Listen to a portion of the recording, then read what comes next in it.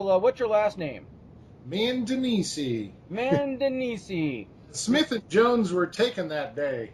Oh, Smith and Jones. I know. I'm actually related to the Joneses, so Oh, okay, there you have it. yeah, yeah. So we almost were related. That's right. So anyway, folks, Virgil. Let me just say why I'm interviewing Virgil. Virgil's work is outstanding. It's incredible. His guitars are they're just off the hook. The way he does his inlay work is second to nobody. I mean, he's a master craftsman, and that's the reason why I'm talking to him today. I feel very privileged, actually. I interview people that build guitars, and I think that I ran across somebody special with Virgil. Hey, Virgil, why don't you tell our audience here a little bit about yourself? Like where you grew up, where you're from, just a little bit about you. Oh, okay. I'm actually originally from Bridgeport, Connecticut, and growing up, my oldest brother Glenn, he was the first guitarist in the family. Then my brother Chris followed suit. My sister Mitzi, she played guitar as well. So there was guitars around the home by the time I was, I don't know, 11, 12 years old. And I was always interested in playing, but I waited till the ripe age of 13 before I picked up a guitar, you know. And I've always just been obsessed with guitars ever since I was a young lad, listening to all that 70s rock I grew up with, Led Zeppelin and a lot. And that's where I kind of started out. Well, that's interesting. I mean, that's kind of how I started out too. I mean, you're a little bit ahead of me with the Led Zeppelin there. I was born in '71, so by the time I was your age, like 13, when you got into it, when I was that age, it was like Ozzy Osbourne Sure. at the Yep. time. So but good times, back in the '70s and '80s. Wouldn't you agree? Absolutely. And I was just amazed at the sounds I was listening to. My apprentice and I were out in the shop just a little while ago, and on my MP3 player came on Peter Frampton, and it was the Frampton Comes Alive album, and I'll never forget that. I bought it at Woolworths for $3.69 for the double LP, and I was so excited to bring that home and just listen to him playing on that talk box.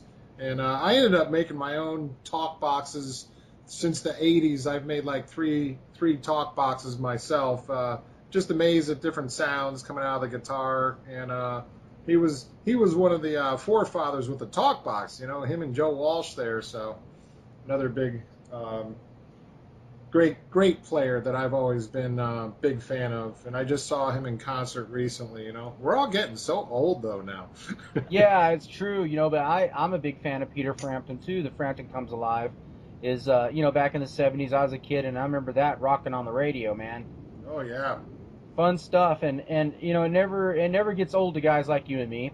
We just continue on rocking and hope for the best when it comes to music. I always hope these bands they stay together, until they're just so old they fall to pieces. sure, yep. If I There, had my rathers, the good ones would never break up. that's right. Yep. And it's nice to get out there and see some of these bands that I've missed through the years. I just recently saw Steely Dan, and I think they went for a stint of about 18 years where they just didn't play in concert. I mean, they were a studio band back then, and I finally saw them in concert a couple months ago here in Tampa, and what a show! It was just it was it's mind-boggling because you grow up with that, listening to all these songs that you admire and all these guitar parts and whatnot, and then to finally hear that live was just amazing. Well, I've got with me here, folks, Virgil again, Virgil Guitars, and he's a master builder. On his website, he's got some photographs, and I encourage you to visit his website, virgilguitar.com.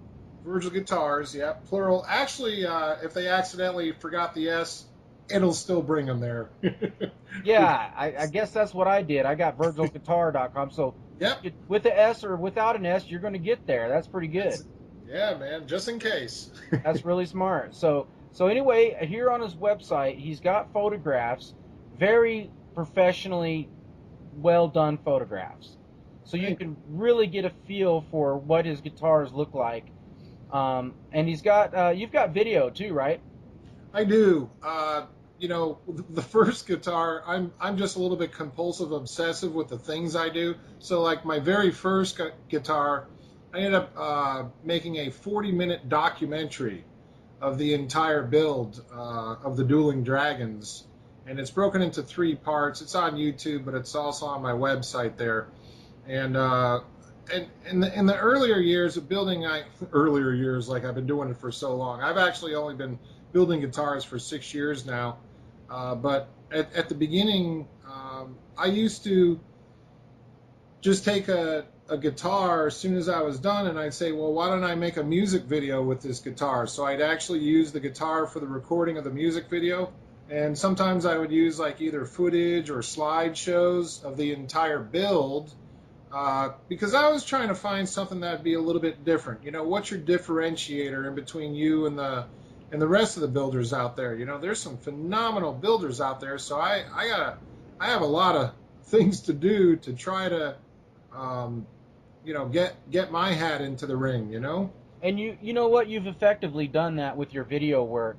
It's very meticulously done. There's a lot of sequences from beginning to end on these on a couple of builds, and I think the one that I watched was like one side was a lizard and on the other side was a lizard skeleton. Yes, that's Poisoned Ivy. Yeah, poisoned ivy. Yep. And I've actually got that video up on my website, usamericanmadeguitars.com, on the video page. That's a phenomenal video. I had to put it on my website because I could see the quality of the build, but also the quality of the video made it fun to watch. It's kind of fast paced, and I like that. And it's got some killer music in the background, and it's just really neat. So you've been very effective in your marketing skills with your video creativity. Thank you, Gary. I appreciate that. Yeah, I'm a videographer too. I was an online news producer at a major newspaper, and so I gained some experience as a journalist and a videographer and putting together stories for online news production. So I can vouch for your incredible videos. I appreciate that. You're welcome. All right, and then speaking of incredible, these guitars are incredible, man. I mean, I'm looking at his gallery, and he spoke about the video, the 3-part series video for Dueling Dragons. Correct. And that guitar is just sick, man. Whenever if you just need to immediately go over, if you're listening to this interview, just go right over to virgilguitars.com, keep listening to the interview in another window, and go scan some of these pictures. The Dueling Dragons, you can click on it and see an up-close picture of it, and it is incredible. The amount of work that went into that is staggering. Thanks. That's my that was the first guitar I built. And, yeah, well, for your first guitar, you knocked it out of the park. Thanks. It was awesome.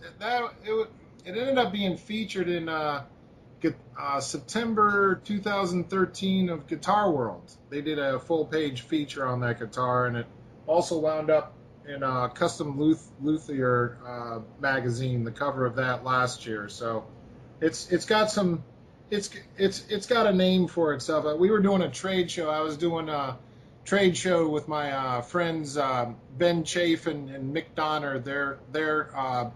They're co-owners of Electra Guitars now. That used to be a Japanese company, but it's now owned by an American company here. And we went to a trade show up in Nashville. It was the Nashville Guitar and Gear Expo. And it was so funny because there was all these people who came into our booth, and they were looking at, I had the magazine with the Dueling Dragons. It was open, and almost everybody that came in there, they're like, oh, I know that guitar. And it's like, yeah, I built it. And it's like, oh, okay.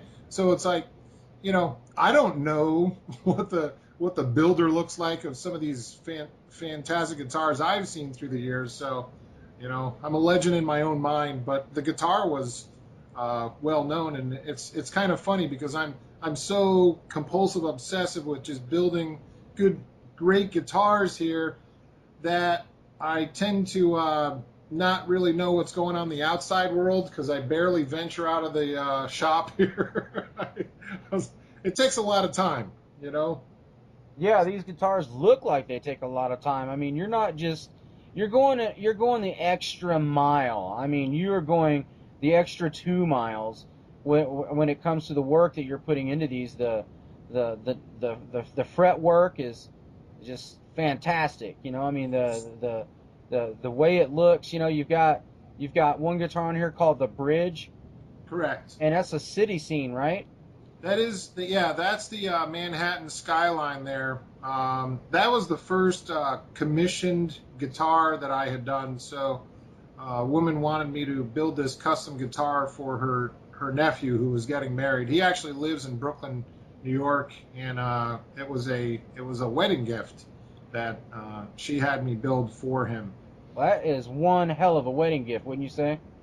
Yeah, it'd make me want to just keep on getting divorced and married all over again. Yeah, now you're getting married 5 or 6 times. One of my biggest challenges with these guitars has always been, I look at myself and try to think of, what is the mindset when they see a Virgil guitar, and I try to think of, well, how would you have reacted to this if you, if it was somebody else?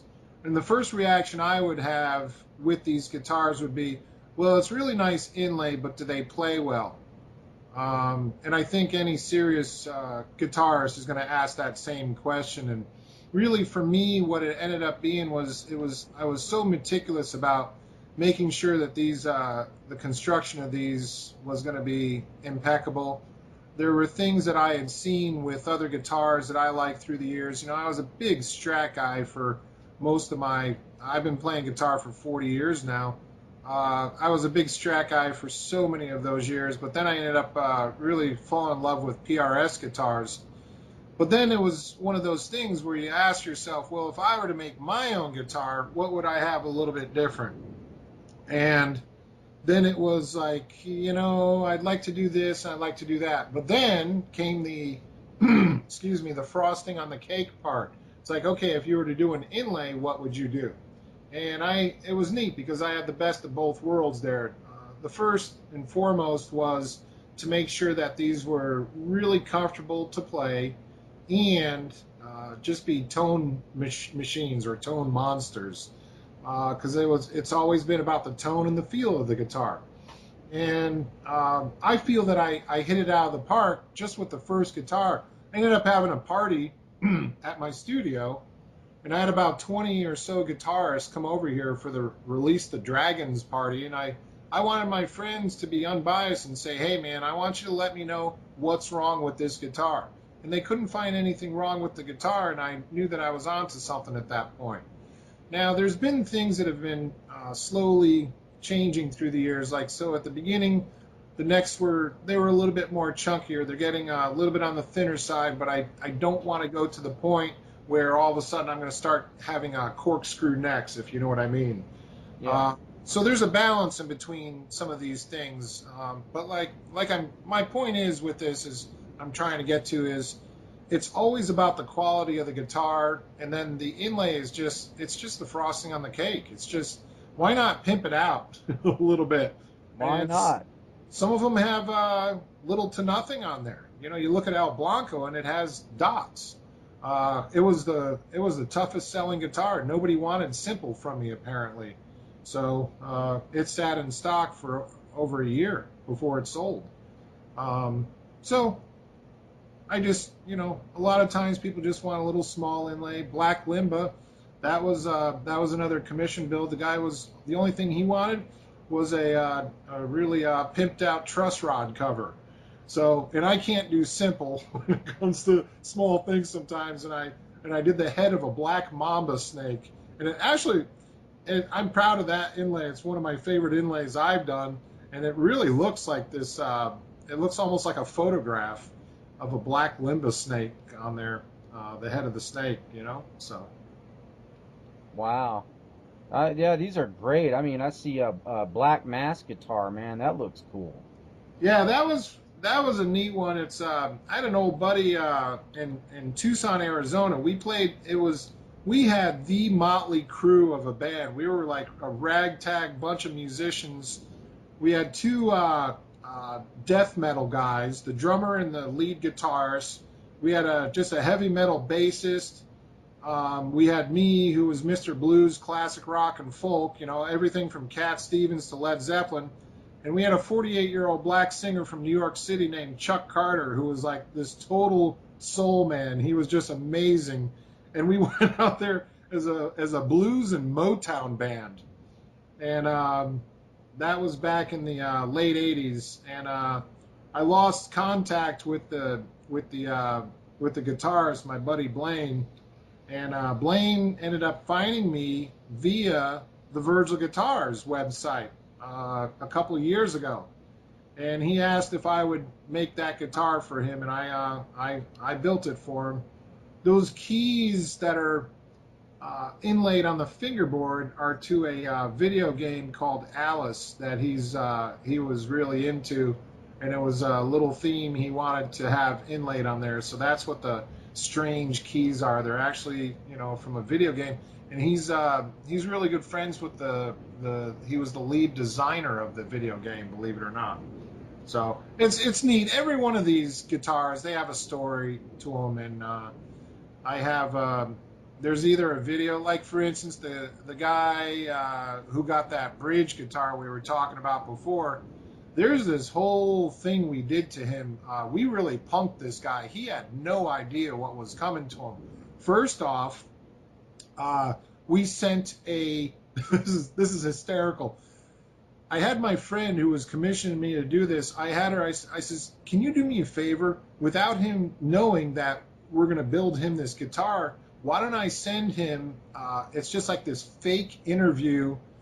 Because I was still starting out, and I was trying to get some feedback from some unbiased people who really didn't know me, and it was basically just tell me what you think would be the perfect guitar. So this guy fills out this entire questionnaire, and he didn't know he was filling out an order form for his own guitar. It's hysterical. So at the end of the day, what I ended up doing was, he's totally obsessed with the Brooklyn Bridge. So I pulled in a good friend of mine, Randy Price, lives here in Tampa. He's a local talent on WQYK here in Tampa, and he's got this deep voice. He's the guy who does the narration for the Dueling Dragons video. So I had Randy do this mock documentary about the Brooklyn Bridge.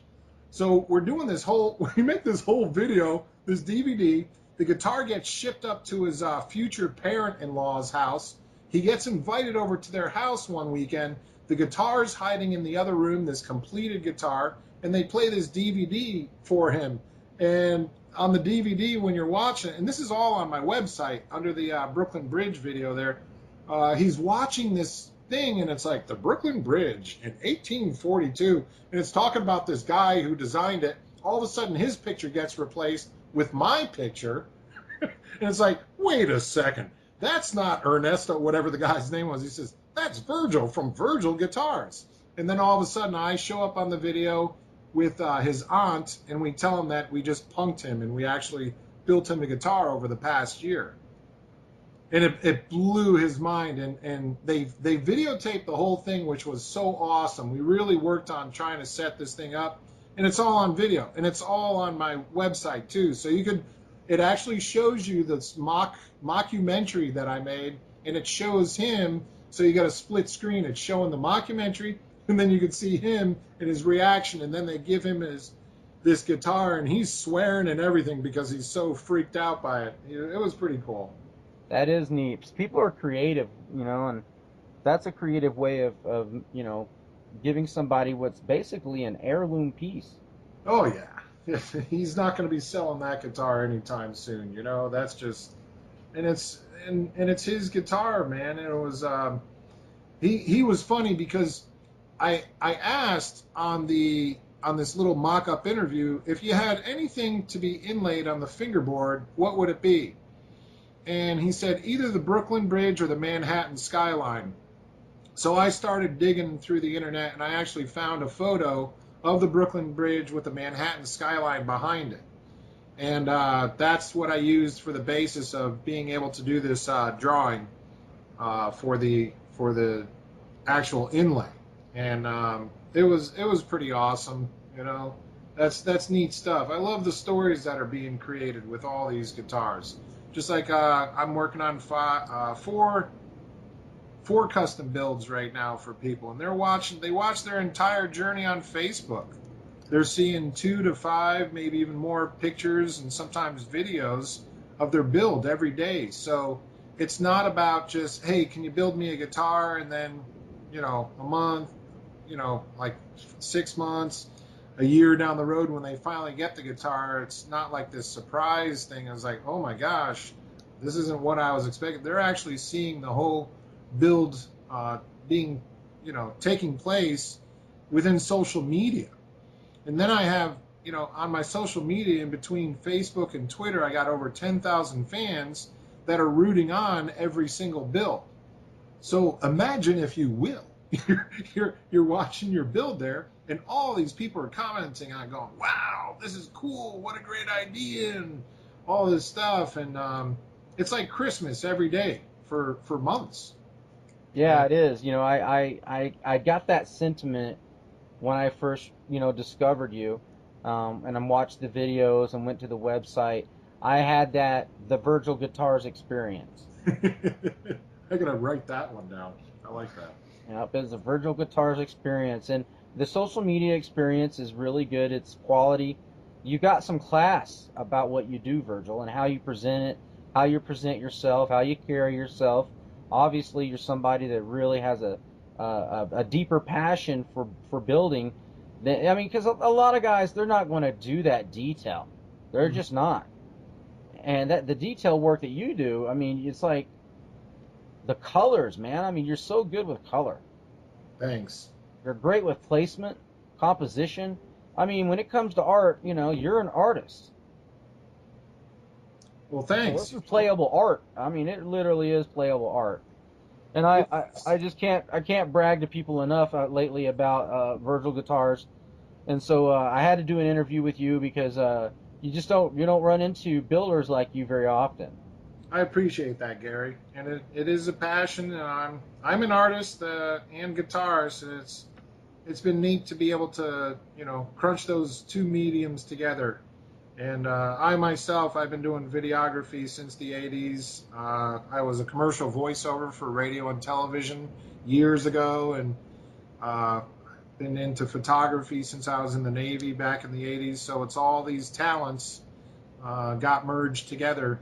So guess who maintains his own website? Guess who does the photo shoots, the video, the voiceovers, everything, in the music, doing the background tracks, and being able to make some music with some of these guitars. That's been a blast. It's I'm a kid in a candy store, really, every day. Yeah.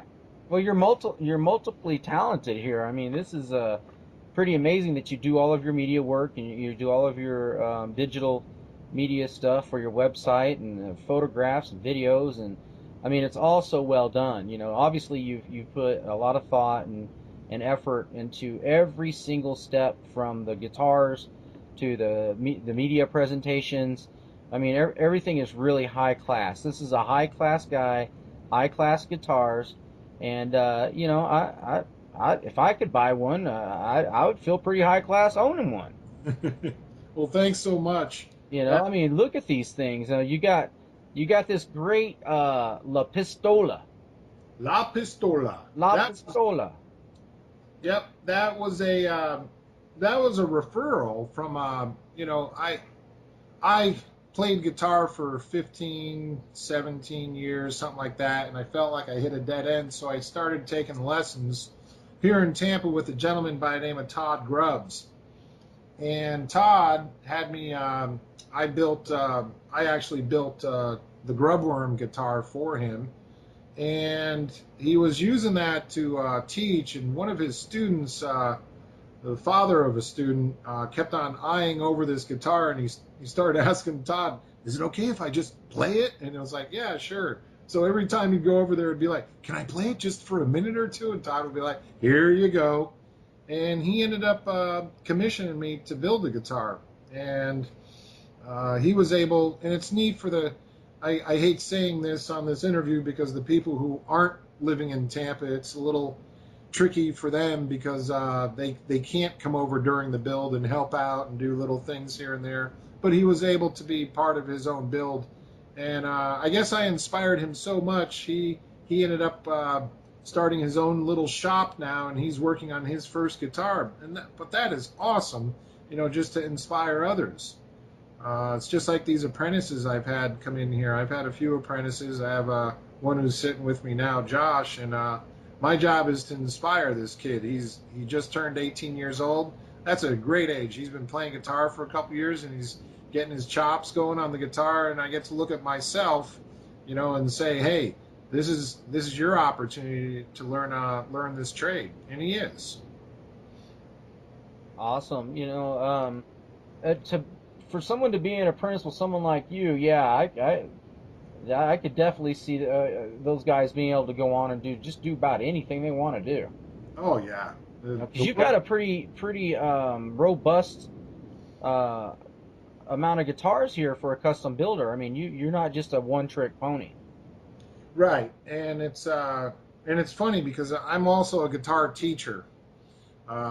So I have around 14 or 15 students in my roster, half hour once a week. So you could figure out that math.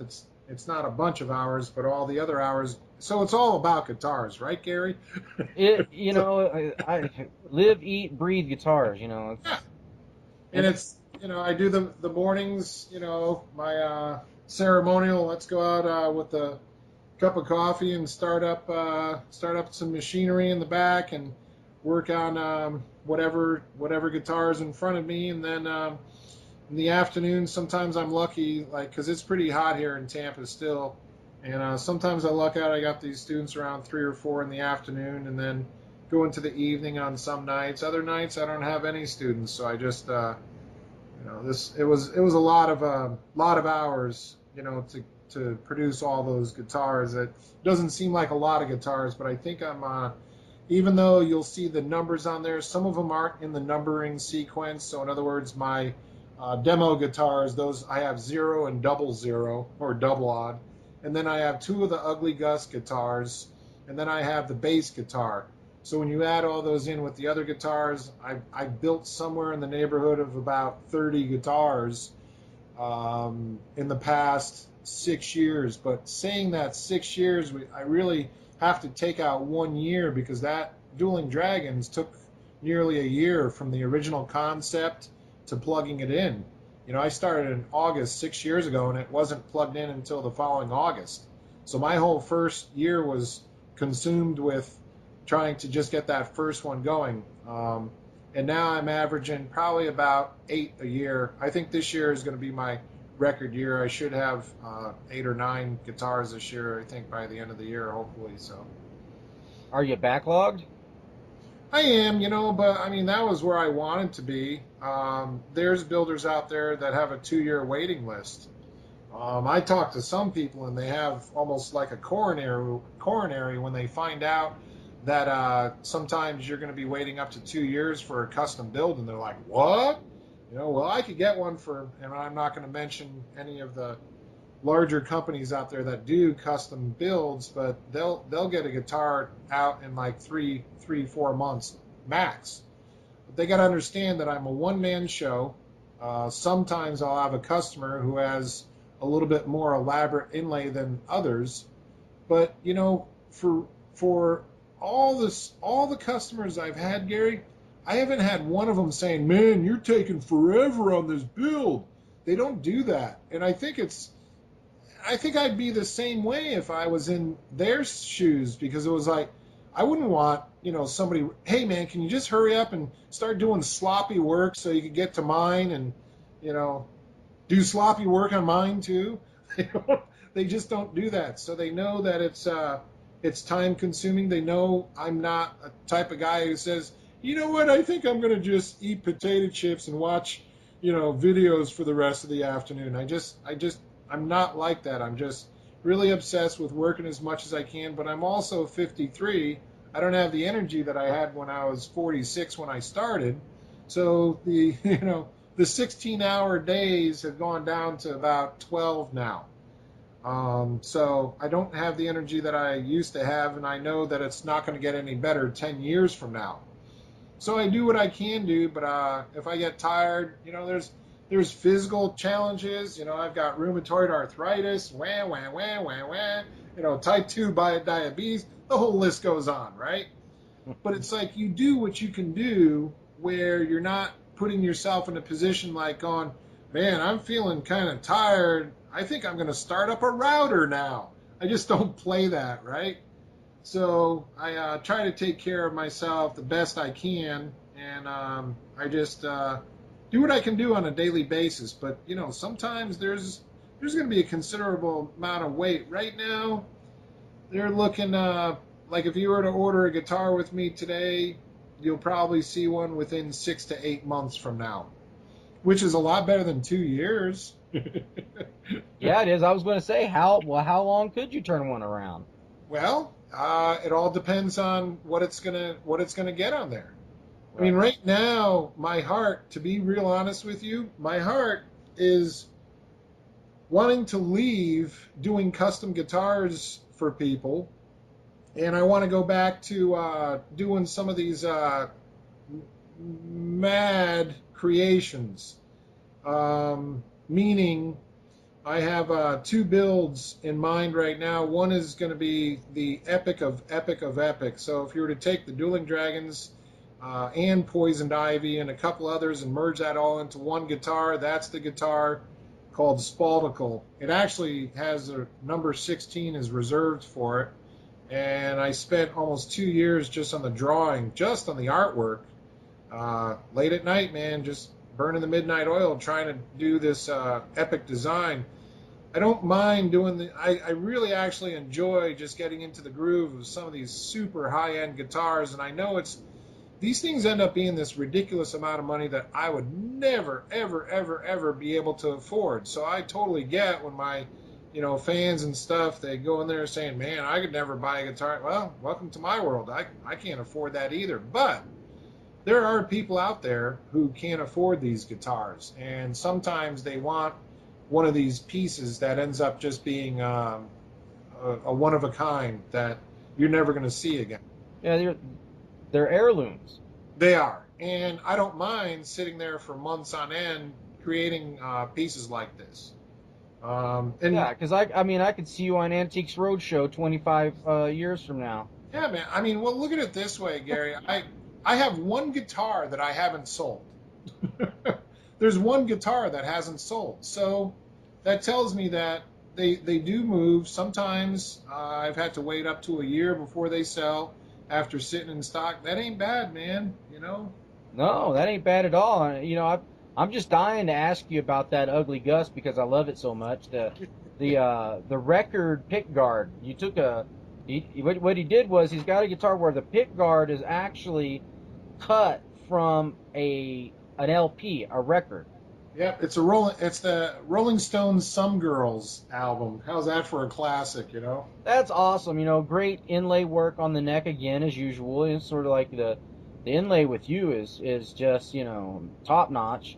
Gary, that inlay, I gotta sneak in here real quick. That inlay those are runoffs of used inlay shells. So in other words, if you look close at Ugly Gus #1 and you look at, I don't know, I want to say it's the 17th fret maybe, you'll see this little white piece that has like these, it looks almost like teeth. That was a runoff from the Dueling Dragons. I found out that, I thought it was called recycling, but it's actually called upcycling, where you take something that would normally be thrown away and you find a different purpose for it. So therefore, that's where that came with the ugly part. Gus is my middle name, so hence the Ugly Gus. And I wanted to have my concept was, hey, why don't I have just like a bolt-on style guitar? It'd be kind of like a Strat, but we'll just throw one pickup in there, just do a humbucker in there. And maybe I could use that for people who can't drop, 8,000, 10,000, or, 17, 19,000, whatever the larger prices are. And they just want to spend maybe $2,000 on a guitar. And I know that that's not a drop in the bucket either, but they are handmade. And that was the concept of the Ugly Gus, and I marketed the heck out of it, man. I was running these ads on online sites, and just I was putting the word out there, and not one single bite. So there's been a lot of heartbreak along the way too, where you make something and you go, wow, nobody likes this. It's easy to get caught in that psychological funk that any of us can put ourselves into. And the only thing that's been making me keep my sanity is just keep on working on another guitar. That really puts my mind at ease when I'm on my game and I'm actually just creating the guitar itself, figuring out the inlay or whatever. And they ended up not selling. My oldest brother Glenn owns Ugly Gus #1. Ugly Gus #2, my nephew built when he was my apprentice, and he built that for his father, which was my other brother. Both are guitars, so they're the only owners of the now not so popular Ugly Gus series. Well, I like it. I am a very eclectic person. I like things that nobody else likes. So Well, it'd be perfect for you, Gary. it would be actually, and I love the Rolling Stones too. So that's pretty hilarious. That should have been your guitar then. It probably should have been. It probably should have been. I missed out. These other guitars. I mean, it just so many. The Time Machine.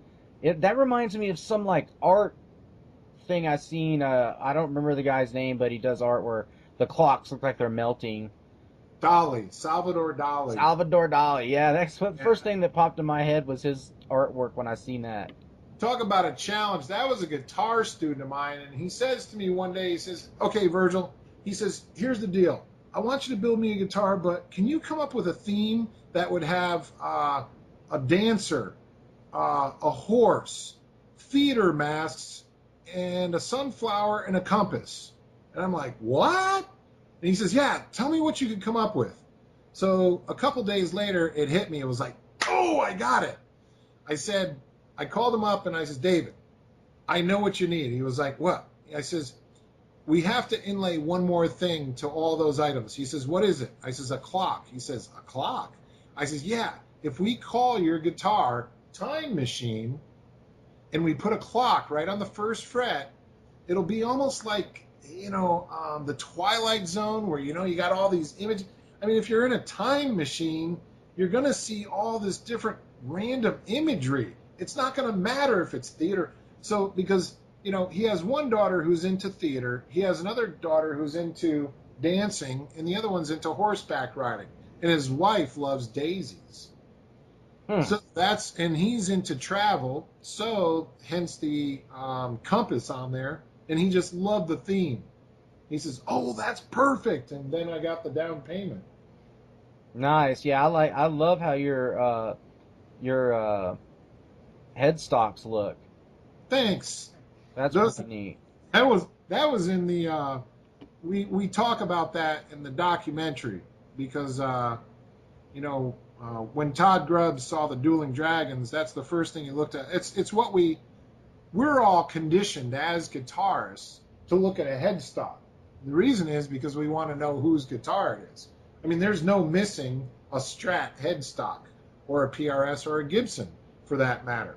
So we have this recognition thing in our minds, just go, oh, Gibson, oh, Strat, yep, got it, I got it.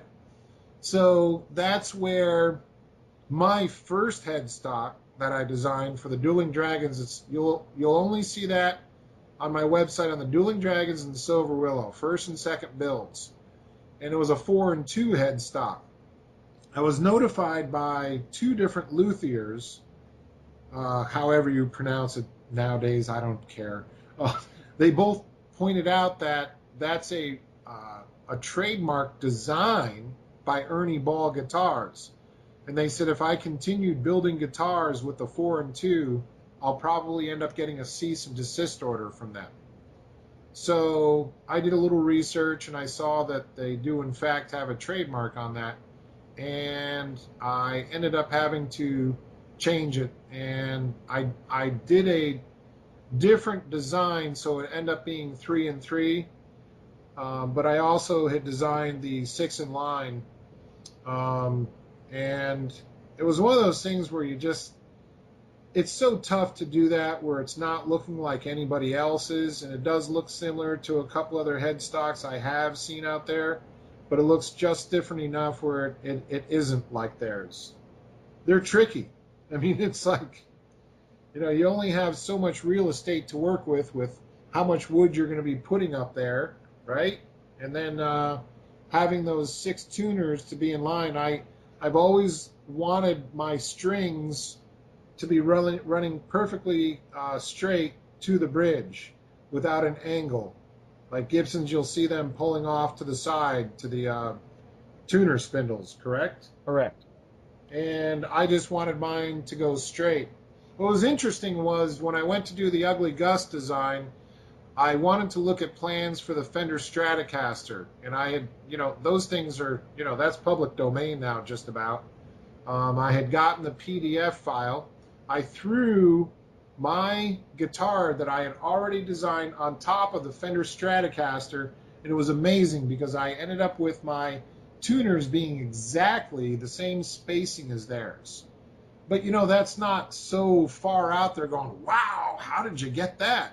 If you think about it, you have only so much room in between your spacing of your tuners, and then to make them parallel with making them go straight like Fenders do, you're gonna hit either spot on or pretty darn close to it. Yep, there's not much room for difference. No, and I call it the seahorse because it looks like the head of a seahorse. Oh yeah, it does kind of look like that. I just think it looks bitchin', man. I don't know. I just think It's a little evil. It's a little evil. Yeah. It's got a tough look to it. It's kind of mean looking and menacing, and I like that. It's tough looking. It's not. It doesn't. It's got some curves to it and some edge to it, and Sure. it's the best of both worlds on that.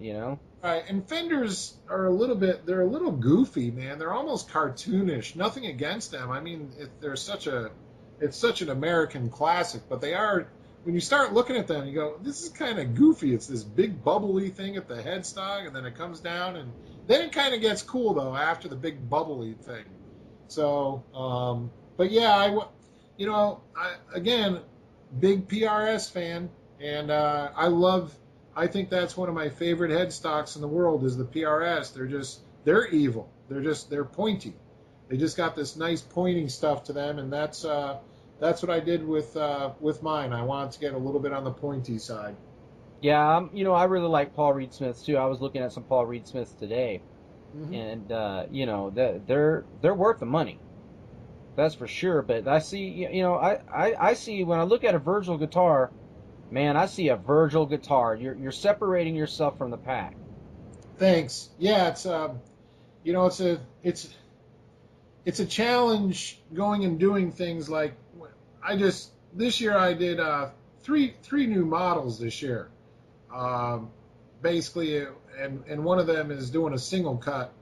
So what I did when I did my single cut was I loaded a Gibson guitar into my art program to make sure that it wasn't a Gibson.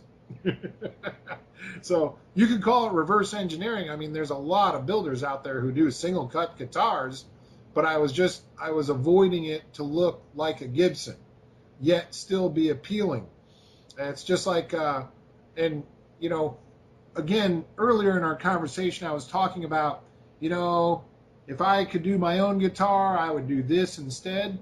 I was referencing, my two favorite guitars, which were probably PRSs and Fender Strats. So on the PRSs, what happens with their bodies is from the horns, it comes down from the horn, then it goes straight across, and then it comes back up to the other horn. When I developed my X15 series, which is like the Time Machine, Todd Grubb's guitar, the Eagle, the Big Kahuna, that's naming a few of them. When you look at any of the main photo of those guitars and you look at the back of the guitar, you're going to notice that that curve just runs from one horn to the next. So it's a flow. It's a, Yeah, that I was going to mention that. It does have flow. and I hate to say this, but it's a woman's body. It is a woman's body. When I look at a guitar, it's like that's a girl. Yeah, it's She needs, she sexy. needs some sexy curves, but at the same time, there's been design flaws. So everything gets expounded on. If you look at the Dueling Dragons, the lower horn just sucked. My hand was bumping into it. You don't really know these things until after the guitar is built and you start playing. So then you look at the Silver Willow and you look at that lower horn, then you see, oh, okay, that's why he did that. So you'll see on the Silver Willow that's taken away. But my painter was complaining about the Silver Willow, Diablo, and Dreamcatcher because the upper horn is curled around. The reason that's curled around so much, that was originally going to be a single cut. But at the last moment, I said, let me do a double cutaway. So I took it from a single cut, turned it into a double cutaway, and it hooked around. The painter was having a problem because he couldn't fit that into the buffer, that the upper horn. Mm-hmm. Hence comes Kon-Tiki. So Kon-Tiki takes that, goes back to more of the original Dueling Dragons upper horn, and then it had the Silver Willow lower horn. And that's how these models started happening. And then on the Dogwood guitar, which is just crazy Danish furniture looking, that's just a nutso design. That's where I had that swoop. So if you notice, all my other guitars, besides that one and the X15s, you have the body that comes up and greets the neck, from the Dueling Dragons all the way on. But then all of a sudden, when I did the Dogwood guitar, which is the what is that series called? The Fast Boy. The Fast Boy series has this. It's an abrupt meeting of the neck to the body like PRS does, right? So the body isn't greeting the neck. It's just an abrupt meeting, which is not a bad thing because you have this really nice access to the upper register of your fingerboard. And that's when the X15 came about, because I wanted to do a tremolo style guitar. I want to go up to 24 frets instead of the 22 like all the other guitars had. And I wanted to have that design kind of be the abrupt meeting once again. So that design, now you can see and understand where all those designs kind of came into play. There's some magic about the KT series that I actually adore, and that's the Vine guitar. But then there's other things that I just love about the X15 series and the X15T. The T stands for tremolo. And so that's where all those designs came from. And then I had the semi-hollow body came out this year. I did that this year, and then the what was this other? Oh, I did the bass last year, so that was new, and the V was done last year as well. So it's all these models. I'm not really interested in coming up with other body designs, although I have a 3-in-3 headstock design that's going to be more of a basic. It's following the suit along the lines of a Gibson Les Paul a little bit more without looking like a Les Paul headstock. It's just going to be a more standard looking 3-in-3 for people. That'll work. Yeah. Yeah, just amazing, and I really appreciate you taking the time to talk about a lot of your guitars that you can see in your gallery on your website, virgilguitars.com. People go and check that out because you're going to see something special. It's like going to the zoo and seeing lions and tigers and bears. It's really fun. It's fun. So you don't even have to buy a ticket to look at his guitars online. It's free. That's right, and make some popcorn because there's hours and hours of videos. Yeah, And the videos are extraordinary. So, watch the videos, and it's entertainment. It really is. So what Virgil does is he makes his builds entertaining, and that spills over. I mean, it comes right through. The entertainment factor's there immediately. By the end of the video, either your mouth is open, or your eyes are open wide, because you just realize, hey man, this is a serious guitar. Well, thanks so much. Yeah, that's what I'm trying to do. Get more guitars into some people's players' hands out there, man. Well, Anything. I recommend, if you've got the money for a custom-made guitar, which this is a U.S.-made, American-made guitar by an American who was in the Navy, so he's a veteran. So he's somebody that values America. He's helped protect America, and now look what he's doing here, right here in America. This kind of quality work that you can get here, this is the kind of stuff I support. We need to really rally around each other in this country and support each other more than what we have lately. And I think that one way I can do my part is to bring awareness to builders like Virgil here, who has an exceptional talent, whose work is exceptional, who deserves to be talked about. And these guitars will be remembered. He builds legendary guitars, man. This guy's building family heirlooms. I could see these guitars being passed down for generations. I mean, it's just not something that you would take and just very easily get rid of. So, Virgil, thank you so much for taking the time to speak with me here on USAmericanMadeGuitars.com. I'd like to speak with you again in the future and just keep tabs on you. Thanks so much, Gary. I really appreciate your kind words, man. And that's what we need to do is buy some American-made, guitars.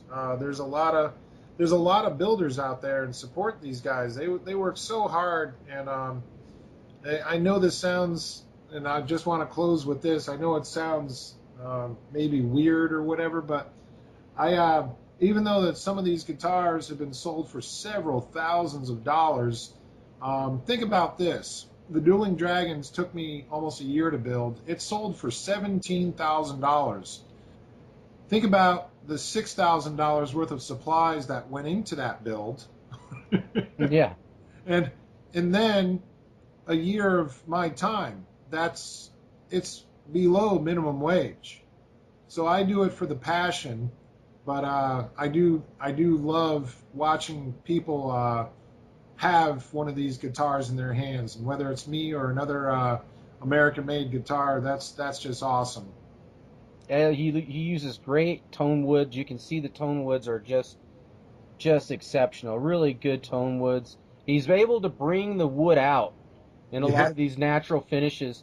He's mastered that. So if you're really into wood and the beauty of wood and naturalness of it, he's able to capture that and make it pop. Thank you so much, Gary. You're welcome. And again, thank you, Virgil Guitars, for speaking with me today. And we'll check on you in the future, buddy. Awesome, man. You have a great day. Thank you for listening to USAmericanMadeGuitars.com. All right, Virgil. Well, thank you, Gary. That was, I've had a few interviews over the years, and that was the first one where it was live. And I like this a lot better than the forums that I usually get. Yeah, it's people. When I was a journalist at the Gazette, that's a lot of it was like pretty formal, and Right. I developed a style of talking to somebody like a person that you met, out on the street somewhere. Right. And I tend to get better results when I do that. Well, yeah. I mean, look at the dialogue that can come up, and then because you may be touching on something that wouldn't have normally came up, like the Ugly Gus guitars. Nobody would have ever asked me about those if they were just sending this generic questionnaire. Yeah, and it's really, I love looking over the websites of the builders. The builders that I choose to interview have websites. I always make sure of that. Right. And yours is definitely one of the better ones. I don't know what you created your logo in. Did you use Photoshop or what? Oh, the Virgil Guitars logo? Yeah. Yeah, that was done in that was originally done in Illustrator, and then it was brought to Photoshop. I was I now that the interview's over, you get the behind the scenes interview. Yeah. I owned a web design company for the 6 years prior to going into guitar building. And I'm also, and I know it sounds like I'm tooting my own horn, but I'm basically a guru in Adobe products. So in other words, well, at least in the Photoshop and Illustrator, because I mean, I've been doing graphics since I was a kid, but for the past several years, I mean, I worked for companies doing graphic art, so here, I mean, it's not my first rodeo. That's what I'm saying with the Illustrator and whatnot. I mean, I've taught master courses up at University of Florida. My sister's a professor up there, and she's had me as a guest speaker a couple of times with her with the art classes up there, just talking on Adobe Illustrator. And so, I mean, that's where I started designing my guitars because I can do stuff on a computer. Why don't I do a guitar on a computer? And then I looked at it and I went, wow, this looks really cool. Why don't I start printing things out and making templates? And so the vision was there before it even actually started. I mean, and it's always more exciting, obviously, because it's like you've got the real wood there and you're getting a nice finish on there and everything. But yeah, man, all that stuff that all rooted out of me being able to do all this stuff on the computer the logo ended up the first logo was just the autograph. It was the signature one. And even though that one looks cool with the like you see on the website, the little funny thing in the corner there, and sometimes you'll see larger ones of that. That's called the New Classic logo. So I got the New Classic, which is almost an oxymoron, isn't it? And then I have the signature logo. But most of my customers, they actually request because I give them a choice of which logo they want on their headstock, and most of them prefer the signature. They just like my signature there. And but the other one, yeah, it's flourishes on there. That was all. It was all originally done in Illustrator, and then I brought it into Photoshop and started pimping it out and everything. So Nice. Good work on that too, man. Wow, I could, you're I cool could, as hell, dude. I have the complete creative suite 2016. I got it this year. nice. I've got every single program, and I'm a Photoshop guru myself. I got to toot my horn a little bit. What's your shirt size, I am a 2X dude? You or an XL. today's your lucky day. It is? Yeah, because I'm gonna send you some promo goods. I'm gonna send you a T-shirt and some pics and some stickers. How does that? Oh man, dude, you just made my day.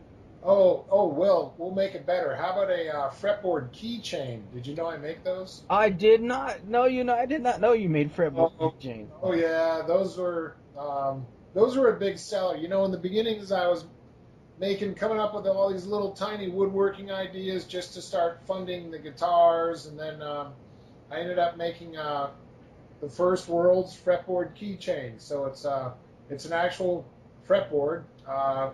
It's one fret, 12-inch radius, nickel frets. It's got a little inlay of a guitar pick in there, and it's got a little keychain. I see them. Yeah, They're brilliant. yeah, they. And that box you made, that box is off the hook.